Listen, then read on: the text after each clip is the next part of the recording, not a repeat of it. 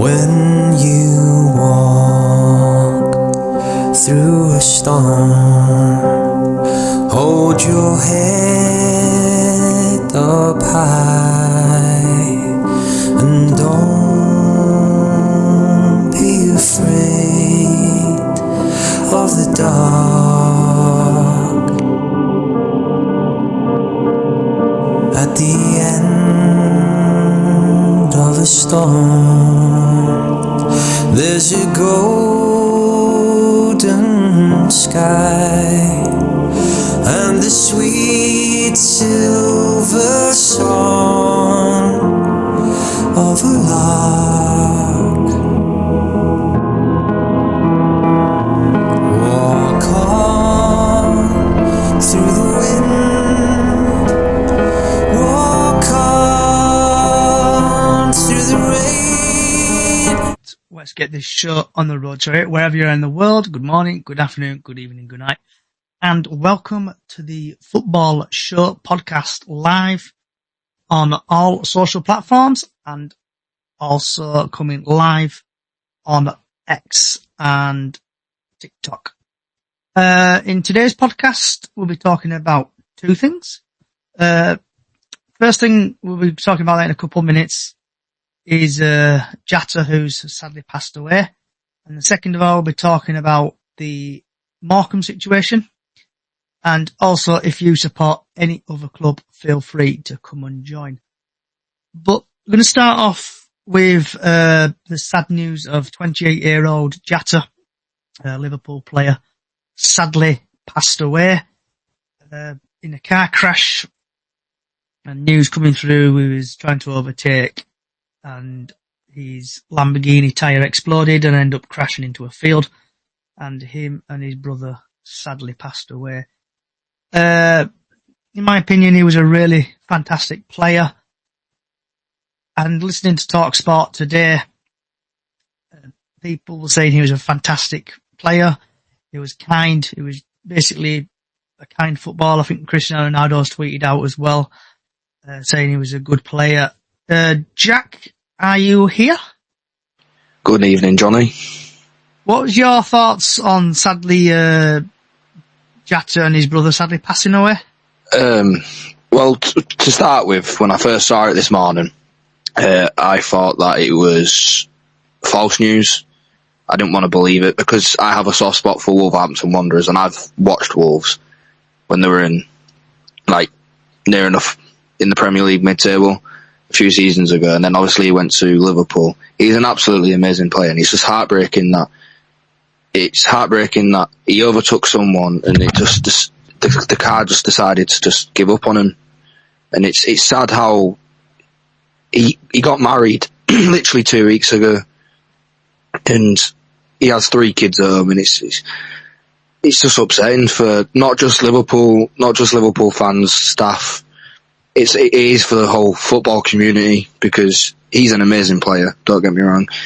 And like you said, Cristiano Ronaldo, one of his teammates that he has played with in international, is just amazing. And it's just there's been some hateful comments by some fans recently, and I've just been in a TikTok live where someone has just chanted "Jatta's in a box," which resulted us basically kicking off with him, because at the end of the day, someone's died. It's not time to take the piss. At the end of the day, it's something that's happened. It's upsetting, and just think of what if his family saw this, the comments that have been said. It's just shocking, to be fair, and I'm really upset about everything today. It wasn't a great morning because at the end of the day, I have a soft spot for Wolves. So. Yeah, because when it happened today, obviously I put it in the group chat, but before I in cab at work, and I went, "Oh my god!" And he's like, "That's like what's happened." I went, Jota's just died. And then obviously I put it in group chat, and then it was just like, "What is going on here?" kind of thing. Haru, you should be able to hear us. Yes, I can hear you loud and clear. So what were your thoughts on Jatta as a player? Jota, like Jack said, when I first heard the news, I thought it was fake news until I've seen it myself on the articles and things like that. I just basically started tearing up because if you don't know me, Bradford is my main team, but majority of my family do support Liverpool, and I've got a very, very big soft spot for Liverpool FC. And when Jota came into the team back in around about 2020 during COVID time, we was all ecstatic. But what happened last night? He overtook someone, and his Lamborghini just gave out on him. That is just very, very sad. But obviously, he's died. His brother Andreas died. So he was an amazing player for Wolves, for Atletico Madrid, for Liverpool exceptionally. He has won the FA Cup, the League Cup, and the Premier League trophy with Liverpool, which is an incredible accomplishment. And like what Jack said, he got married, 2 weeks ago, and he sadly passed away whilst on a holiday in Spain with his younger brother. He's married the love of his life, who they've been together for 13 years of age, for 13 years, basically. 13 years, and he's left 3 little kids. Unfortunately, that will now have to grow up without a dad, unfortunately. So, and I don't know how to really put words out there, but rest in peace to Jota. My heart, thoughts and prayers do go out to his family, especially to his wife and his kids and his mum and dad, because they have lost their only 2 kids that night in one place, unfortunately. So, rest in peace. Obviously, Liverpool will have held a vigil today, and that will be held until the 7th of July. So if anybody out there in the world who live in Liverpool or thinking of going down to Liverpool, I extremely basically ask if you can try to attend that vigil. It goes from 9 a.m. to 9 p.m. every single day until the 7th of July, beginning today. And I personally will be going down there tomorrow. As soon as I finish up with some meetings, I will be there myself. But yeah, it is just heartbreaking. Obviously, I'm not going to ramble on too much because it's affected me quite a lot, because I have met Jota in the past when he first came to Liverpool. I met him at the Premier League Trophy Parade and spoke to him for a bit. He was a genuinely good lad. He did not deserve to be in that crash. It was just wrong place, wrong time, wrong car. R.I.P. Jota and R.I.P. Andre. Jack, you got your hand up, bud? I forgot to say this. I'm just for everyone, life is too short, so just make sure you all just stay safe. Exactly. You only live once, so live every day like it's your last. Yeah, exactly. Because tomorrow is never promised. Tomorrow is never promised. Jota and his family and Andrew will never walk alone. Exactly. And Harley, welcome back, bud. What's your thoughts on the sad passing of Jota and his brother? Well, welcome back to Chicken on the Leaf podcast. I'm really sad about Jota and Andrew about passed away this morning. I'm a Liverpool supporter as well, but I'm absolutely devastated. I'm heartbroken about what happened, about the crash in Spain, especially with his family, especially with his sons as well. Just can't believe it. Got loads of when I heard the first story, I heard about loads of fake news, like everyone's been saying about. I can't believe this is going to happen, but it has. When you look on the proper Sky Sports, and it has happened, and it's just made me cry. Absolutely devastated. Absolutely ripped Jota and rip Andrew as well. Rest in peace, all have to say. And just before we get somebody else, I've invited you, Lee, as well, if you want to come and join. Beginning and the end of the podcast on today, we'll be having You Never Walk Alone in memory of Jota and his brother, who has sadly passed away Yeah. at the age of 28. I'll try inviting you again, Lee, if you want to come and join us, bud.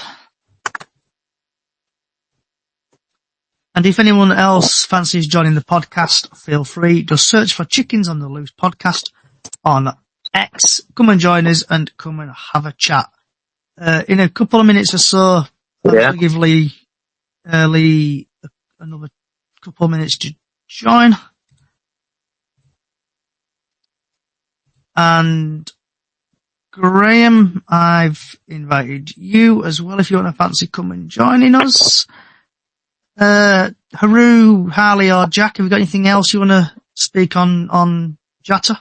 Or Jota? Yeah, one thing. What I'm seeing on TikTok, right, and other social media sites, yeah, but mainly TikTok.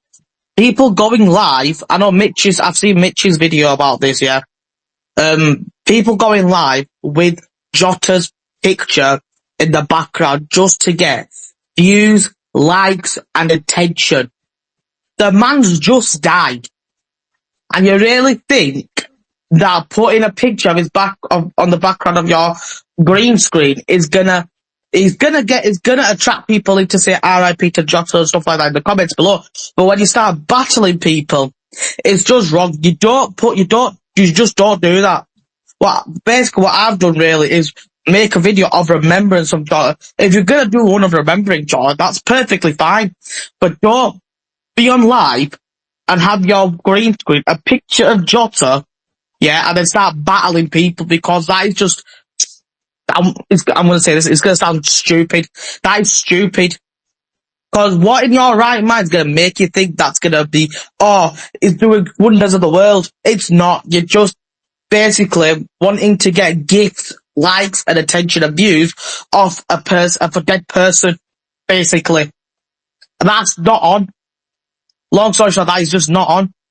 If you want to do something about remembering Jota, perfectly fine. If you want to put some big game clips of him scoring on TikTok, like a little compilation, that's perfectly fine. If you want to put a picture of him up on TikTok with some words on it saying "Rest in peace, Jota, gone too soon" or something, that's perfectly fine. If you want to change your profile picture to Jota's face as a remembrance thing, that is perfectly fine. What you don't do is do it, but what you don't do is go on live, put a picture of Jota on your green screen in the background, and then start battling people for money, likes, and attention and views. You don't do that. That is just violating, because you're doing this on a dead person's name, a legendary name, who's he's a famous athlete, he's a professional footballer, but still, he is still a human being. And all these people, right, from different clubs, yeah, I know a lot of people from different clubs who have basically said RIP, paid their respects, as what football fans do when we come together when someone's passed away.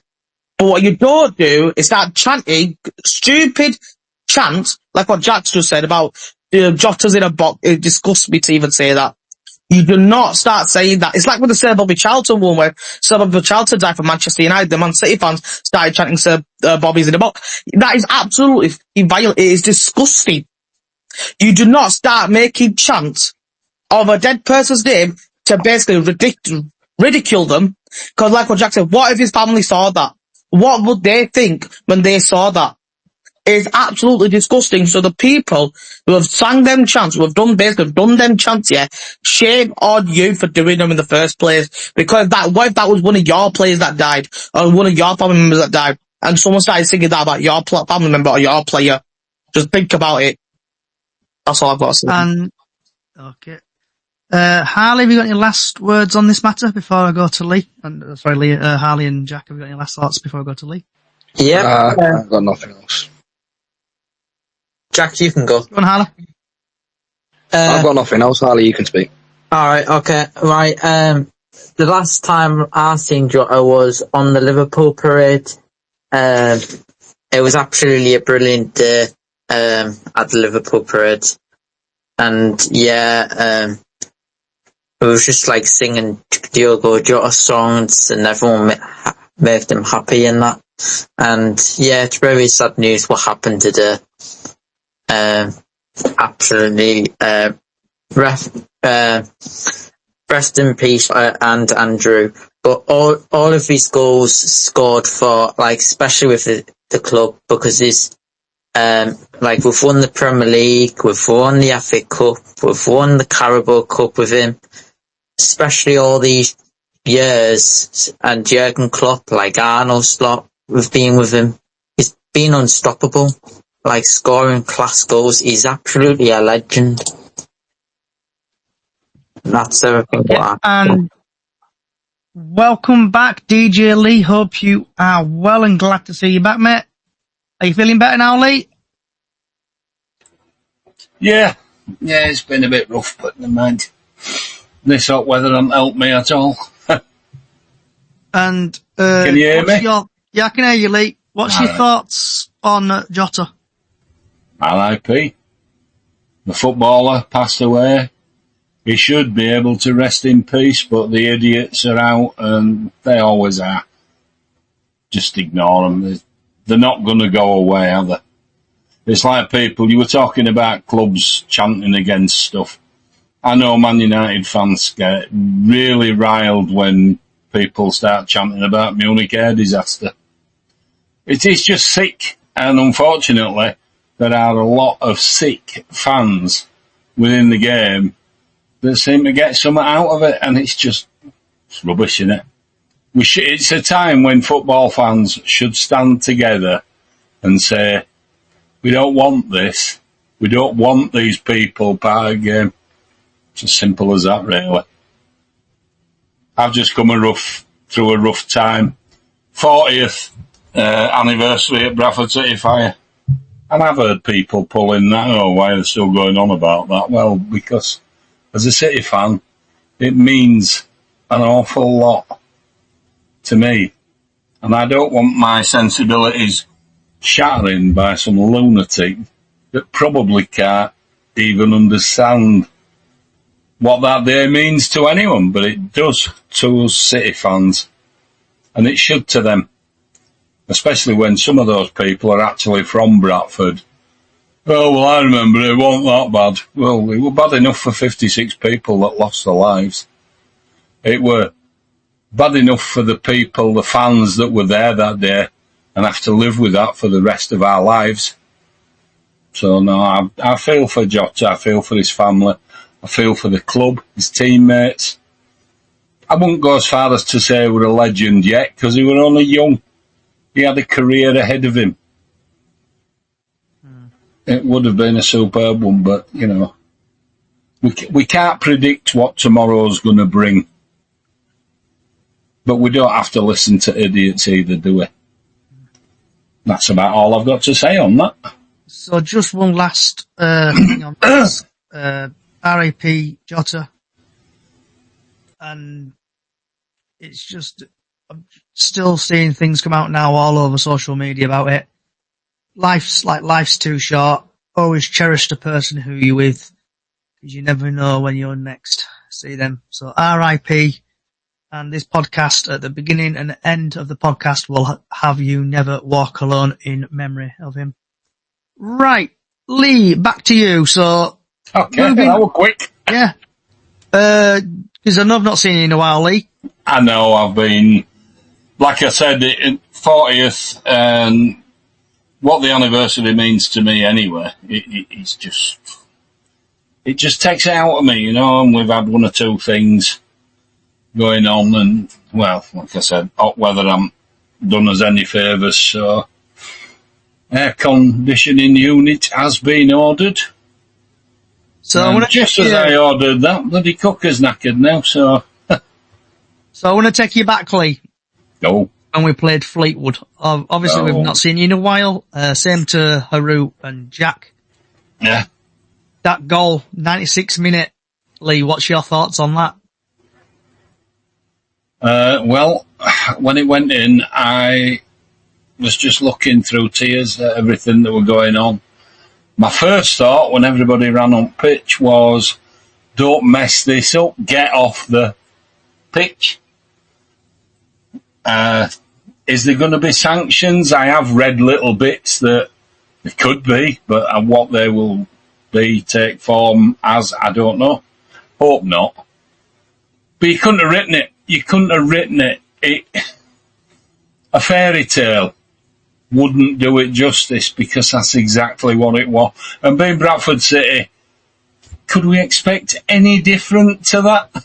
It just sums up Bradford City in those last few minutes of that game. That's what it is to follow Bradford City. And I've cried for weeks after that because of the 40th and everything. Those 56 must have been on the edge of their seats, heavenly seats. And it was just magical. It was just magical. Well, 54 of them, because 2 of them were from Lincoln. But And we before we want get all that to against them. Just wonderful. Just absolutely wonderful. Before we get to Haru, we've had some breaking transfer news come out. Former Bradford City defender Matty Folds has penned a 2-year deal at St Johnstone's over in Scotland. So Haru, back in the time machine, what was your thoughts on the St 96-minute Johnstone winner? in Perth. Nice Good.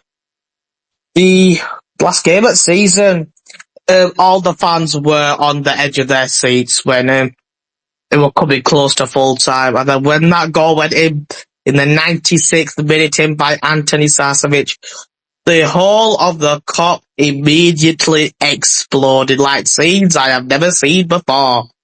It was honestly absolutely amazing to see all the fans, older to the young guns, to celebrate together and to realise that we have finally done it. After 6 long seasons in the league, so we have finally managed to break through and get into League One with the last minute goal of the game, which basically went madness for us, obviously. It was my second time seeing Bradford promoted, but first time seeing them automatics, obviously.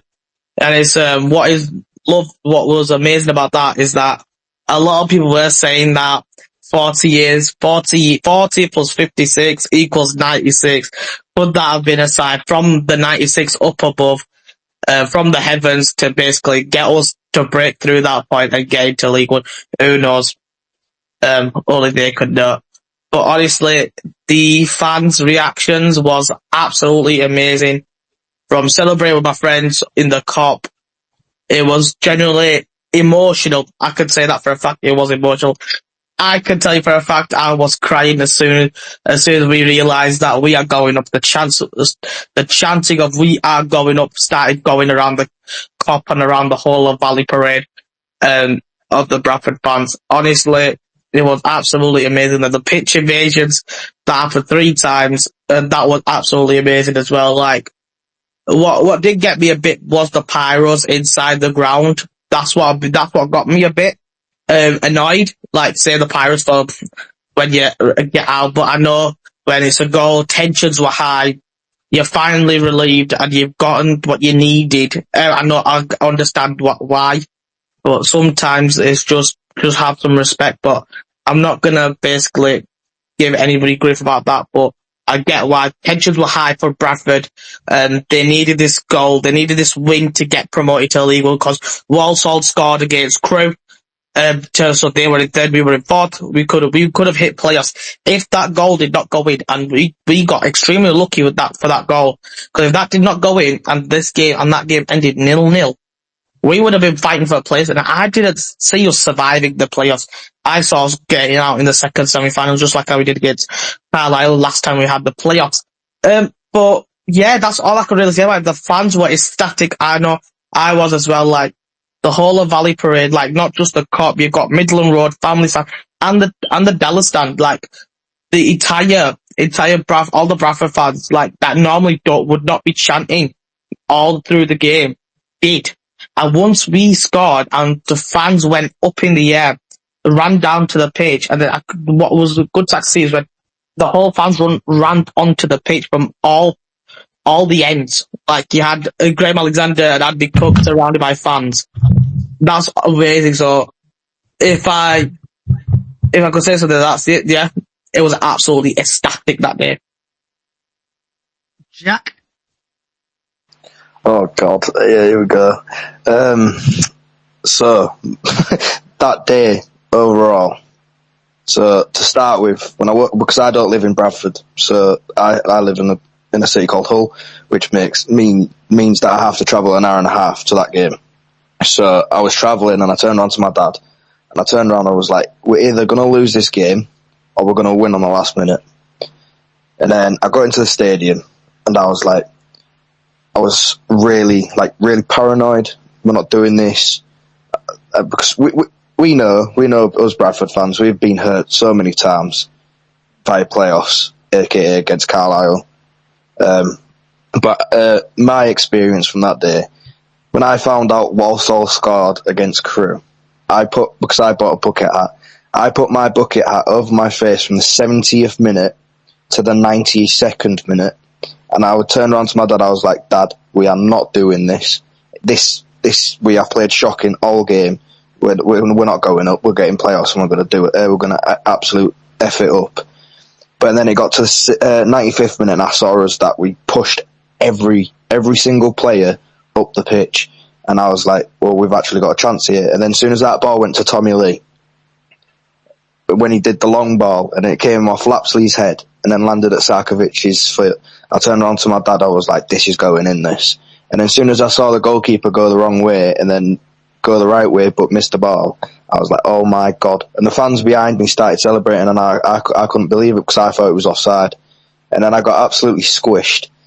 And then I got my foot, and then I got my leg stuck in, because there was absolute limbs in the family stand, because that's where I sit. And there was absolute limbs. There was people jumping all over the place. The atmosphere was absolutely amazing. The pitch invasion when we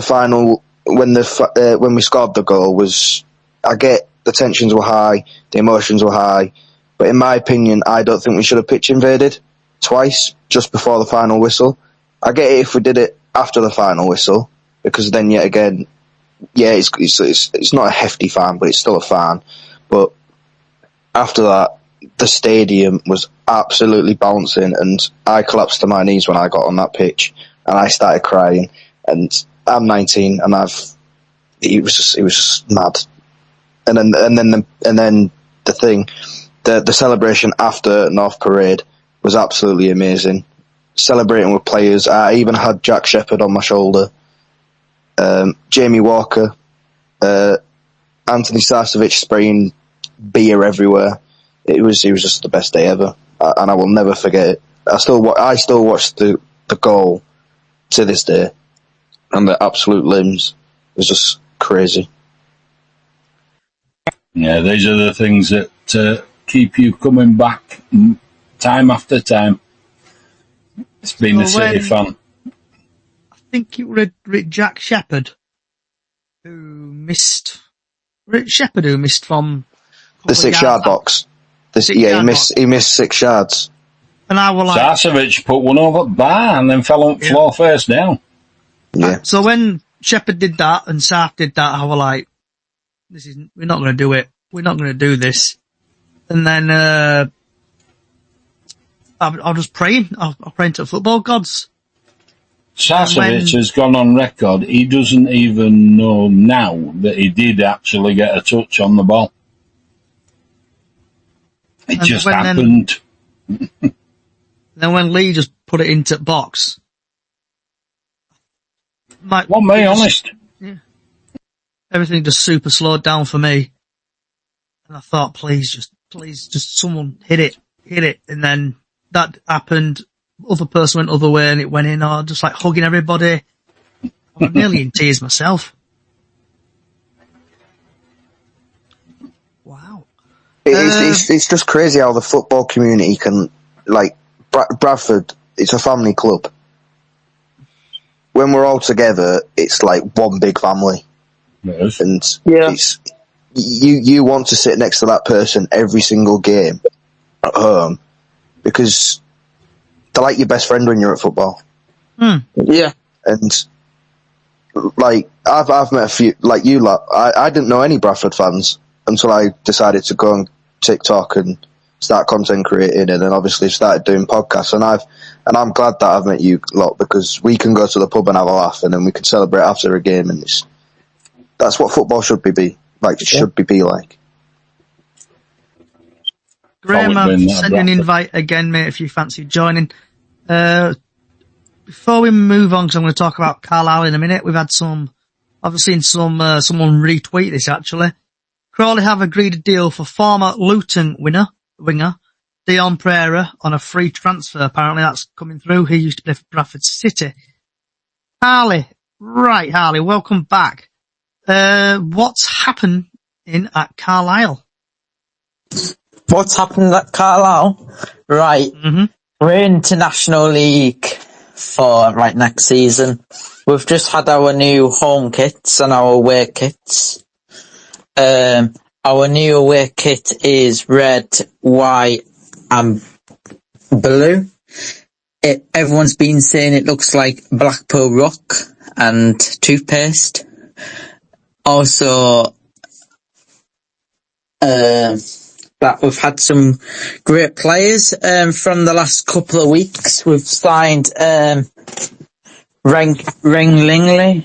Let me just search up just for a sec because I can't remember what names. We've signed so many players the last couple of months, especially with Mark Hughes. I reckon we've got a good chance. It looks like we've got a good chance to stay up. Probably go up this season. Ben Barkley went to Brighton on a 1-year deal for under 21s.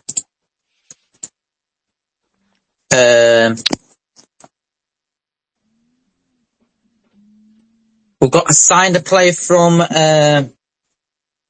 Salford City. What's his name again? What's it called?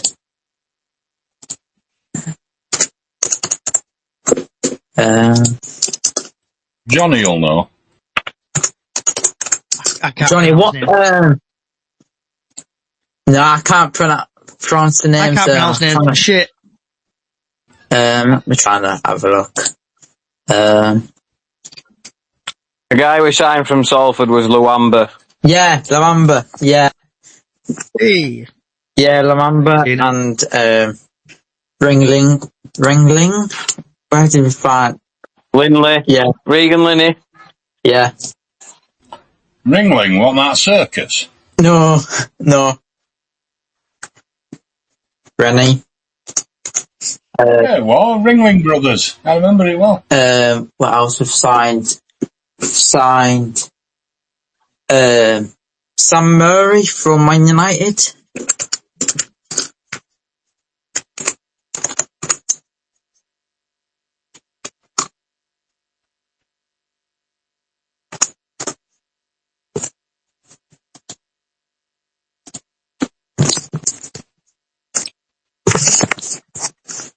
So have you got anything else about Carlisle, Harley, before I move to Graham, who's also a Carlisle fan? I'm trying to go to quite a lot of away games for next season. I've got a season ticket for next season.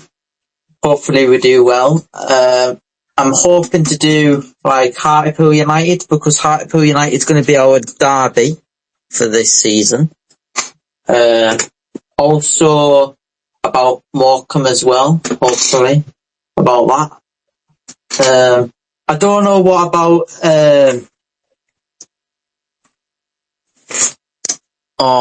we've got quite a lot of distance travels down south, Truro and that. I don't our fixtures haven't came out for National League, but if our fixtures come out for Truro, if we get Truro first away game, I'd be really happy about that because it will just get over and done with because it's the longest away game for Carlisle United. I don't think I would do it, but I want to do it, but it'll be a good day out. Okay, Graham, what about yourself? Well done to Mark Hughes for sticking with him. I think he'll get you back up, and that's as a City fan. I think he will. What about yourself, Graham? What's your thoughts on Carlisle? Yeah, we've had a good start to the summer. Got some good National League level players in. We've also got some players that has dropped down one, maybe two leagues in some cases. So yeah, all's looking good at the moment. We've still got a fair bit of work to do. Centre midfield needs a lot of work. But yeah, all in all, it's all looking bright and rosy so far. We've got two outstanding kits. The transfers that have come in so far look promising. So yeah, I'm full of optimism, ready for the fixtures coming out next week. Okay, have we got anything else you want to talk about, Carlisle, Graham? No, we've also added to the coaching staff where Glyn Hodges has left due to family reasons. He's been replaced by Frankie McAvoy, who was a coach somewhere in Scotland. I can't exactly remember where it was. And Gavin Skelton has returned, who was part of Paul Simpson's coaching staff. He's returned from Hartlepool. So we're glad to see him back. But yeah, just looking forward to the fixture release now, really. Okay, we're into the last 25 minutes or so. So if you do want to join, feel free, head over to Chickens on the Loose podcast on X and come and join us. We've got Harry on TikTok, who's put RIP Jota.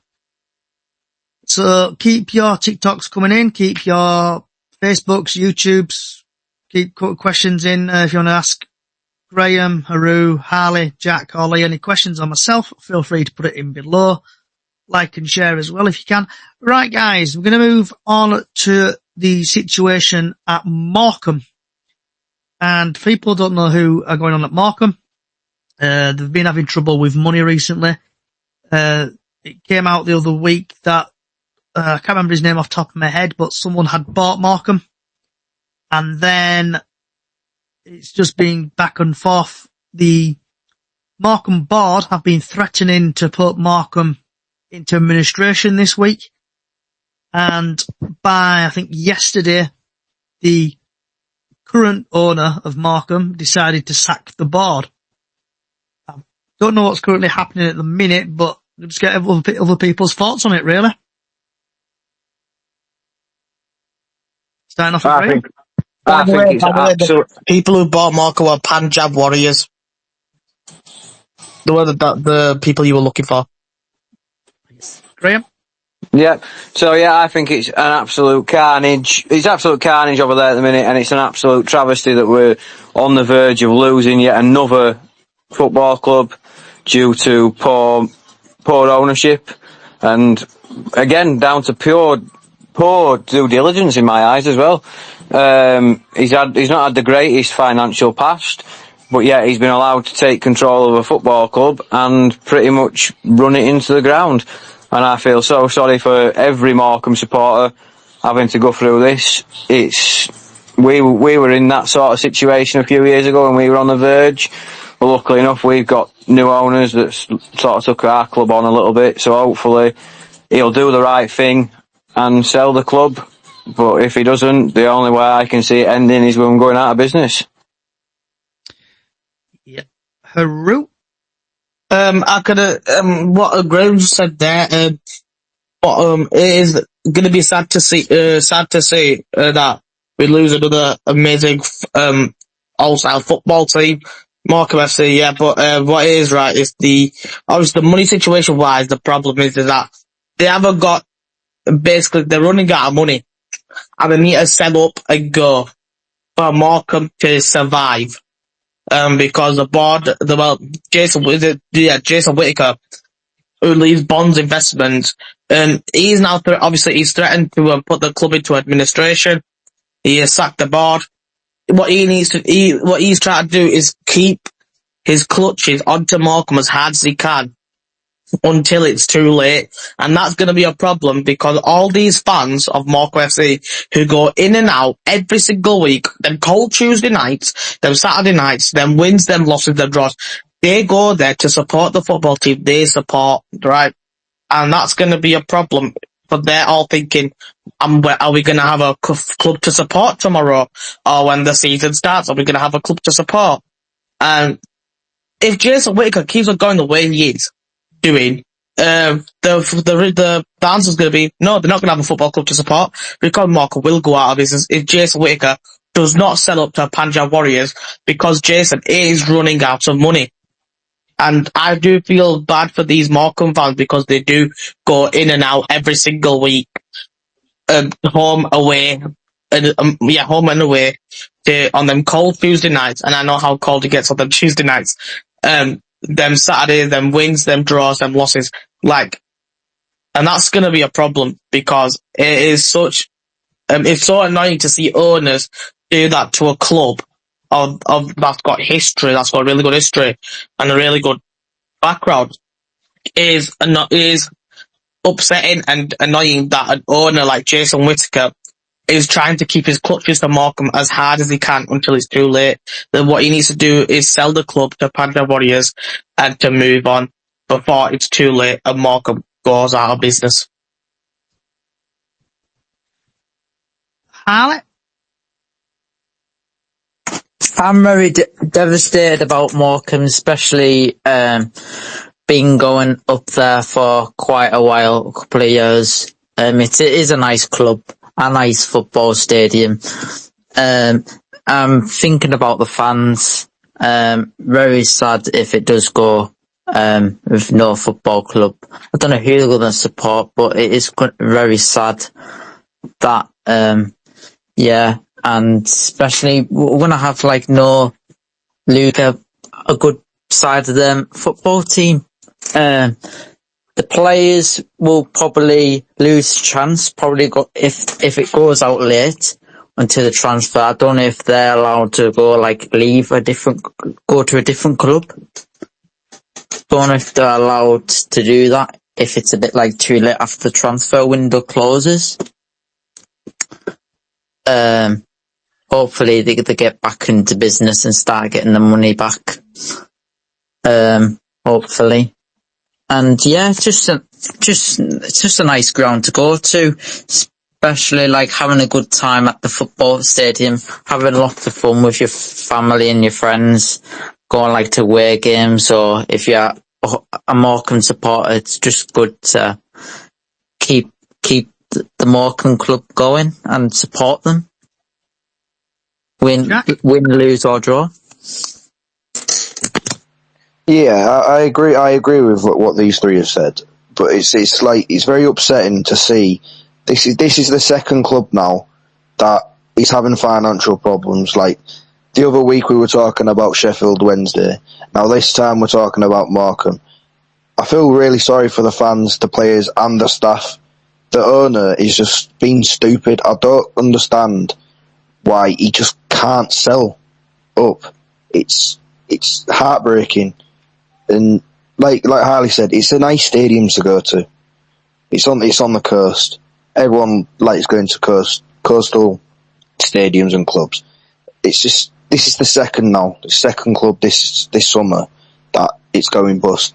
And not gonna lie, Morecambe have been in some financial problems in the past, and it's about time it needs sorting out. And Whittaker needs. I don't get why he's gone and sacked the directors, because if it wasn't for the directors, they wouldn't have a club, if you get what I mean. It's basically telling him if he doesn't sell up, then they will go out of business and they will go in administration. But because he's had the option, he's gone and sacked them, it's just a vice versa, and it's backwards and forwards. It's going to be backwards and forwards for weeks now. So yeah, I think it's silly. He just needs to sell up. And Lee? I think it's about time Football League itself actually took an active role. There's too many clubs gone.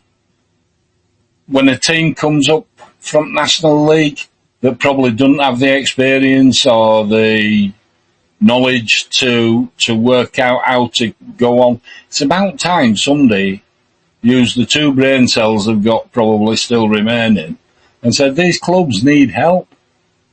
All of them. There's too many clubs died when Bury went out. When I remember Halifax struggling, we sent a team over from Bradford to play them, and they had a bumper crowd, and it gave them some money, and it kept them going. But what they really need is advice. Where are we going wrong? Why are people not supporting us? You know, there's got to be a model. Liverpool don't seem to have a problem, as we mentioned.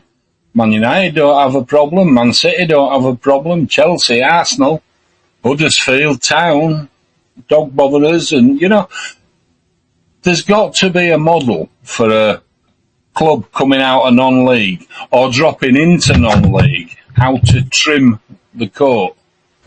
I don't know what it's like to drop out of league.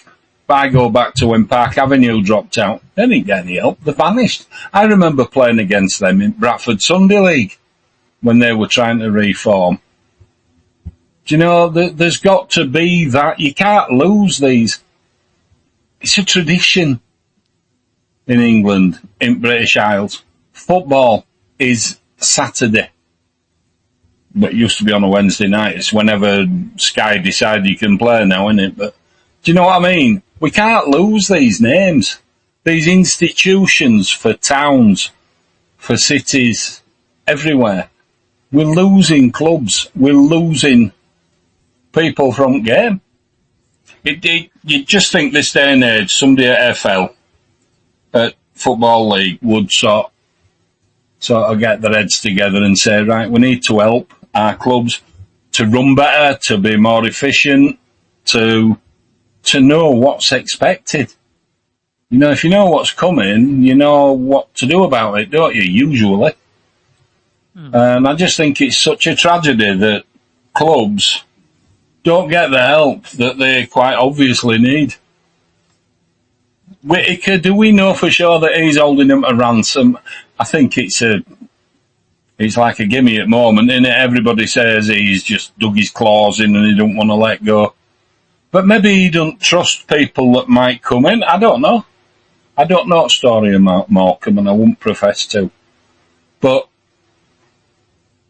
they can be helped.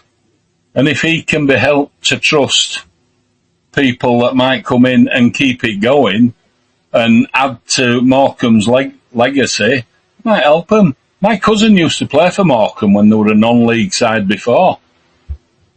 So I've got a little bit of an interest in Morecambe from that regard. But our Brian would say himself, he says, well, they just don't know what they're doing. And I've always thought, well, they've come into a Football League, they should know. By now, at least. They've done well since they came out of non-league. They've done well, and so can other clubs. But they need that help, and they need that knowledge base that they can feed from and take the clubs forward. And that's about all I've got to say on that one. I just think it's about time Football League helped clubs instead of just looking for ways of penalising them for, well, let's face it, bullshit mistakes. Yeah. We all make them. I've never met one person in life that hasn't made a mistake. Not one. Yeah. Fact.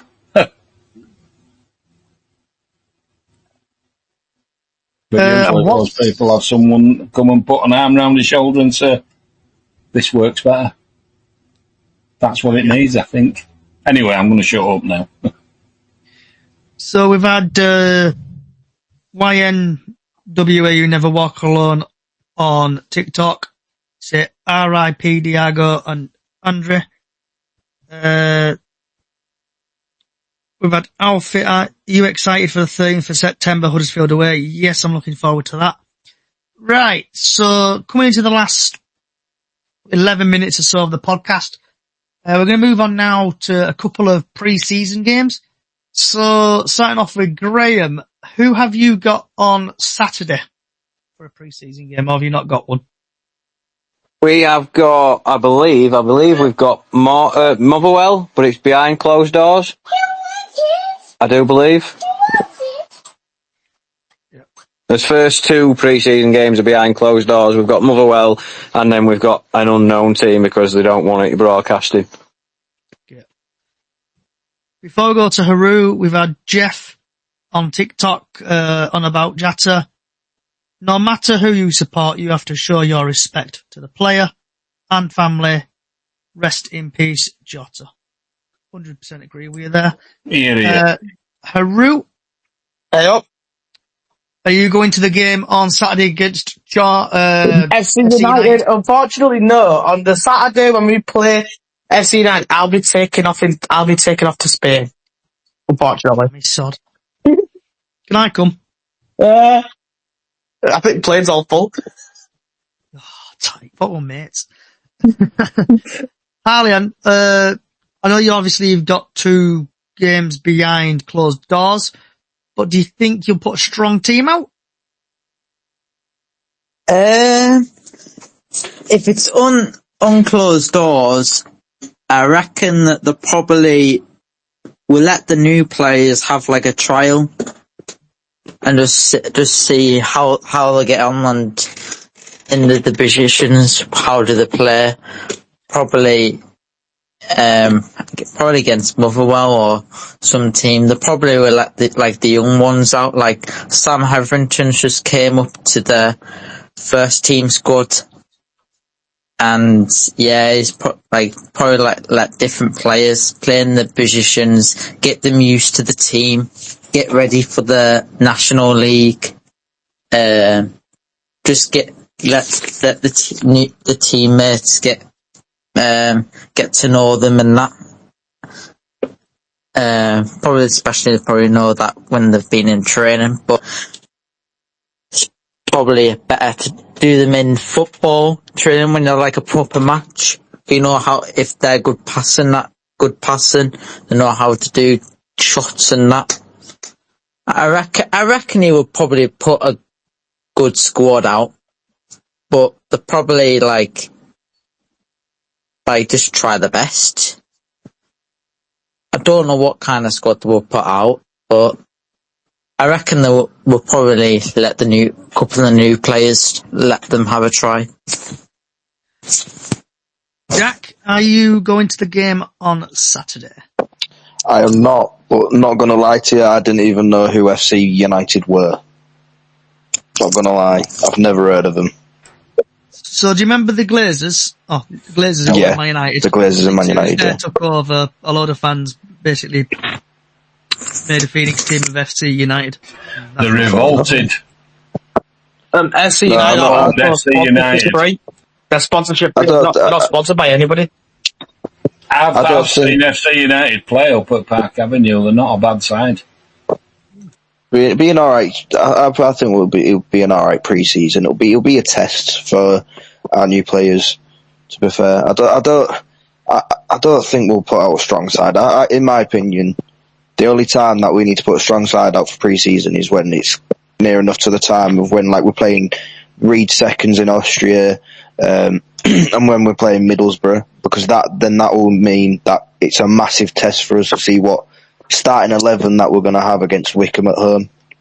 I'm going to try go to the Oldham pre-season away, but the trains are a nightmare from Hull, so I'll have to see.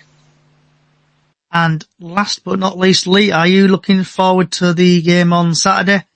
And I'm looking forward to seeing how we go. I think he'll do half and half like he normally does, like we've always done at Bradford. It'll be, it's an old-fashioned sort of thing, isn't it? We have possibles and probables, and he'll mix them both into 2 teams, and we'll see what comes out. Do you know, I'm more interested, since we're talking about Bradford again, on who these 2 are. I suspect Shepherd and Adarimola are the 2 people that were interested in getting back, or certainly players of that ilk, but I can't say whether they are them. I can't see them 2 coming back because because of what Barnsley's seen from when he played for us, he was a different player. He was, and I don't think we are heading to loan him out again, but I don't think it'll come through. He thrived being with us. 100%. And I'm surprised we haven't put in a bid for him. Out of the 2, I'd have Shepherd back. I'd have in Shepherd a back. heartbeat. Yeah, 100%. Shepherd was a really good defender. He was. And not only just a defender, though, he was good at attacking as well. He was backing up the attack, wasn't he? Because he'd fill in that space in midfield to let a midfielder get forward and all. Yeah. I'm interested to see what Swan's like as well. Teo Adamola, I don't think he'll come back because one, he's from Crystal Palace, which is a Premier League side anyway. Yeah. And plus, I don't think we can afford his wages. We don't know what wages he's on, but you're right. Yeah, it's not going to be. It's not going to be pennies. It's not going to be cheap. It's not going to be cheap. No, but I would like to see him come back. But paying Andy Cook, he's on $9,000 a week. He wasn't a scorer, was he? No, Adamola was more of a pace on the wing. Yeah. He'd get you to end and then put it back to point, and would invariably put in a decent cross. But there's also rumours that we're getting Naki Wells back, which I don't think will go through. No, that's rubbish. He's not coming. No, Naki's not coming back. He wants to stay in the Championship. Right, lads, it's going to be that time again.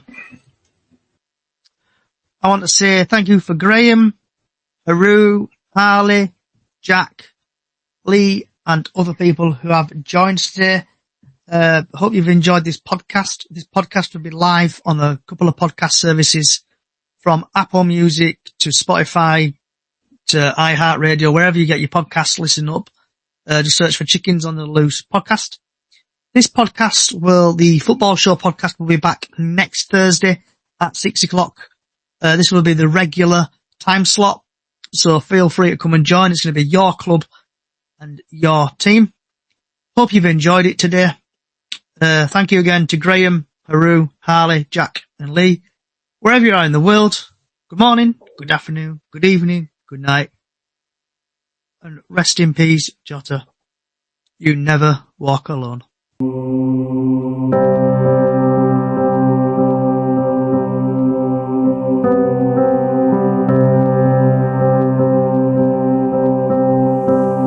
When you walk through a storm, hold your head up high and don't be afraid of the dark.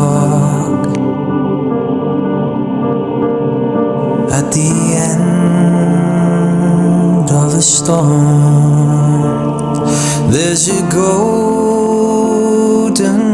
sky and the sweet silver song of a lark. Walk on through the wind, walk on through the rain, though your dreams be tough.